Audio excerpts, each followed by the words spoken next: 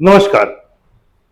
कल आप लोगों का यूपीएससी का पेपर हो गया 2024 का और उम्मीद है कि बहुत अच्छा पेपर हुआ होगा। और मैंने कल पूरा का पूरा जीएस पेपर डिस्कशन किया, एक ओवरऑल लुक दिया कौन सा आंसर सही हो सकता है। पूरा एनालिसिस नहीं किया।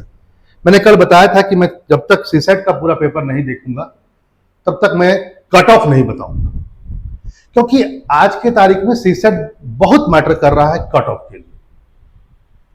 ठीक है, पहले शायद इतना नहीं था, लेकिन अब धीरे धीरे सीसेट ने अपना लेवल को इतना ऊंचा कर दिया है कि बहुत सारे बच्चे अच्छे नंबर ला करके भी जीएस में क्वालिफाई नहीं कर पा रहे। और मेन मुद्दा है कि वो सीसेट जो कि क्वालिफाई नहीं कर पा रहे, इस कारण से वह पीछे रह जा रहे। जीएस में नंबर ठीक ठाक है। पिछली बार यदि 75 पॉइंट समथिंग यदि कट ऑफ गया था तो उसका बहुत बड़ा रीजन ये नहीं था कि आपका जीएस बहुत टफ था। रीजन यह था कि बहुत सारे बच्चे सीसेट में रुक गए। चलिए देखते हैं कि क्या कट ऑफ जाएगा, बड़ा धैर्य से सुनेंगे। यदि मैं बात करूं, एक बार देख लेते हैं क्या है इस बार। जो आप लोगों का क्वेश्चन आया, 100 क्वेश्चन आता है, प्रत्येक क्वेश्चन 2 मार्क्स के हैं। कट ऑफ इसी पर डिसाइड होगी, लेकिन फिर वही वाली बात, सीसेट क्वालिफाई करेंगे तभी ये काम में आएगा। 2 नंबर एक क्वेश्चन पर है, 100 क्वेश्चन है और 1/3 है निगेटिव मार्किंग, ये बात ध्यान रखिएगा। 18 क्वेश्चन पॉलिटी के थे, थोड़ा बहुत ऊपर नीचे हो सकता है, कोई ओवरलैप भी हो सकता है, लेकिन एक मोटा मोटी। इकोनॉमिक के 15, history 9, science tech 9, geography 19, environment 10 और 20 के आसपास करंट अफेयर्स। पिछले बार से, क्योंकि पिछले बार 75 पॉइंट समथिंग था, तो मैं इसको 76 कर देता हूं, थोड़ा देर के लिए 76 कर देते हैं। तो देखा जाए कि पिछली बार से इस बार पेपर सब्जेक्ट वाइज में देखता हूं कैसा है। पॉलिटी के हिसाब से देखा जाए तो ओवरऑल पॉलिटी बहुत ज्यादा डिफिकल्ट नहीं आया था पिछली बार के कंपेयर में। इस बार थोड़ा सा कुछ क्वेश्चंस थे, लेकिन फिर भी स्टैंडर्ड जो था, डिफिकल्टी का जो लेवल था वो थोड़ा कम था, तो मैंने इसको एरो को नीचे कर दिया। इकोनॉमी में भी वही स्थिति है, थोड़ा सा लो है पिछली बार से। हिस्ट्री इक्विवेलेंट है, पिछली बार जितना लिए हुए था। कुछ क्वेश्चन इजी थे, लेकिन फिर भी ओवरऑल कहा जाए तो ये। साइंस टेक कुछ क्वेश्चन कंफ्यूजन थे, जैसे कि कौन सा ग्रुप में बर्ड्स को आप रखेंगे या कुछ अदर चीजें। तो फिर भी मैं यही कहूंगा कि ये भी बिलो था पिछली बार के हिसाब से। ज्योग्राफी में निसंदेह कुछ क्वेश्चन बहुत इजी लग रहे थे, जैसे कि मान लो कि इक्वेटर के आसपास ट्रोपो है ना, आपका जो कोरोलोसिस बल है वो लगभग 0 होता है। तो कुछ चीजें तो कंसेप्ट बेस पर आई, तो वहां पर आपने कर ली।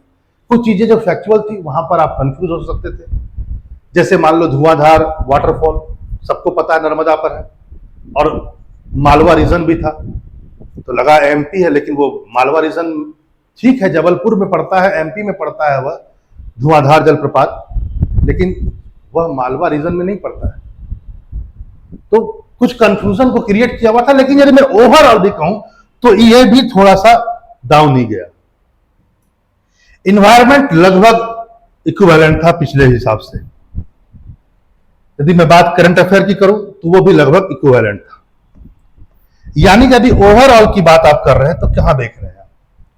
ओवरऑल में आप देख रहे हैं कि 30 और 39 जो क्वेश्चन है वह इक्विवेलेंट है, और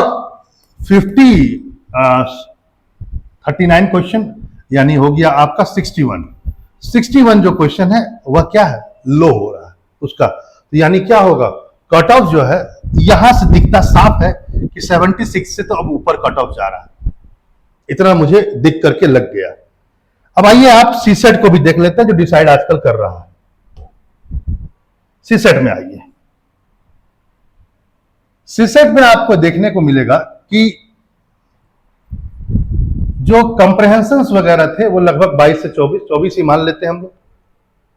ये जो 24 था वो पिछले बार के लेवल के हिसाब से एकदम इक्विवेलेंट है, बहुत फिलोसॉफिकल है। बहुत सारे बच्चे यदि ये सोच कर गए होंगे कि मैं कर लूंगा पैसेज, तो उन्हें निराशा हाथ लगी होगी, क्योंकि बहुत फिलोसफिकल था। तो वो लगभग इक्विवेलेंट है, मैं इसको हार्ड नहीं कर सकता हूं, पिछले बार के हिसाब से लगभग इक्विवेलेंट। रीजनिंग और मेंटल एबिलिटी यदि कहा जाए तो ये थोड़ा सा लो था पिछले बार के हिसाब से, बहुत थोड़ा सा। न्यूमेरिकल एबिलिटी ये लो है, यानी कि ये पिछली बार से थोड़ा सा इजी आया था, थोड़ा सा इजी, ये कम इजी है, ये थोड़ा, यानी ओवरऑल कहा जाए तो थोड़ा स्लाइट क्या हो रहा है, ये लो। यानी यह भी आपका योगदान देगा, जो मैंने कहा 76 कट ऑफ था, तो जीएस ने तो अपना योगदान दे ही दिया। वो तो कह ही रहा है कि मैं इससे मेरा कट ऑफ अब इससे ज्यादा जाएगा, मतलब मैं इसको एरो को ऊपर कर दूं तो मैं कहूंगा कट ऑफ ऊपर जाएगा। जीएस ने इस बात तो कह दिया। सीसेट भी अब ज्यादा बच्चे क्वालिफाई कर सकते हैं, तो यह भी क्या करेगा, कट ऑफ को ऊपर कर देगा। ठीक है, यहां पर इस बात को भी आप ध्यान रखें, वो यह है कि यदि आप पिछले बार का कट ऑफ देखें, पूरा कट ऑफ मैं बता देता हूं, तो 75.41, मैंने इसी को 76 कर दिया था। ठीक है, यानी यदि क्वेश्चन के हिसाब से देखा जाए तो कितने हो जाएंगे, लगभग 38 क्वेश्चन। ठीक है, मोटा मोटी कि आप निगेटिव वगैरह पूरा करके, यदि आपके 38 क्वेश्चन सही हो रहे हैं निगेटिव करके और मार्क्स इतने हो रहे हैं, तो आप क्वालिफाई हो रहे हैं। बाकी ईडब्ल्यूएस का लगभग इससे 7 नंबर कम था, लगभग -1 था।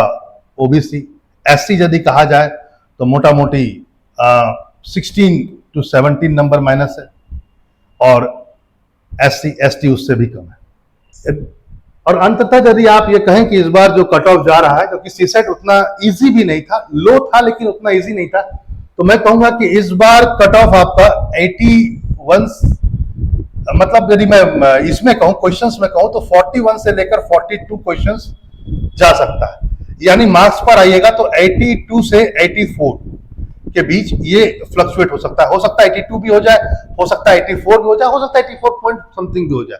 तो ये आपका एग्जैक्ट कट ऑफ रहेगा। आपने चीज देखा, और ये बात जान लीजिए, जो भी आदमी बोल रहा है कि कट ऑफ बहुत ज्यादा, पेपर बहुत इजी था, जीएस का कट ऑफ इस बार तो एकदम लगता है कि है ना 90 के आसपास पहुंच जाएगा, किसी ने कह दिया कि नहीं सीसेट भी इजी है, ऐसा बिल्कुल धारणा मत रखिए, क्योंकि मैं बता देता हूं यूपीएससी क्या सोचता है और उसका उत्तर सीसेट में क्या आता है, ये बहुत डिफरेंस है। मैथ रीजनिंग में हो सकता है हो जाए, लेकिन डिसीजन मेकिंग में, पैसेज में, ये सब में उसकी अपनी चलती है। और कुछ आंसर ऐसे भी होते हैं जीएस में जहां पर हम लोग सोच भी नहीं सकते कौन सा वो उत्तर दे देता है। इसलिए जहां तक पूरा ट्रेंड देखा गया है, इस हिसाब से मैं मानता हूं कि जिस भी बच्चे का 41 से 42 सही जा रहा है, या 82 से 84 पॉइंट नंबर्स आ रहे हैं, वो जरूर मेंस की तैयारी शुरू कर दीजिए। चलिए फिर मिलते हैं, और उम्मीद है कि आप लोगों का पेपर बहुत बढ़िया गया होगा। नमस्कार।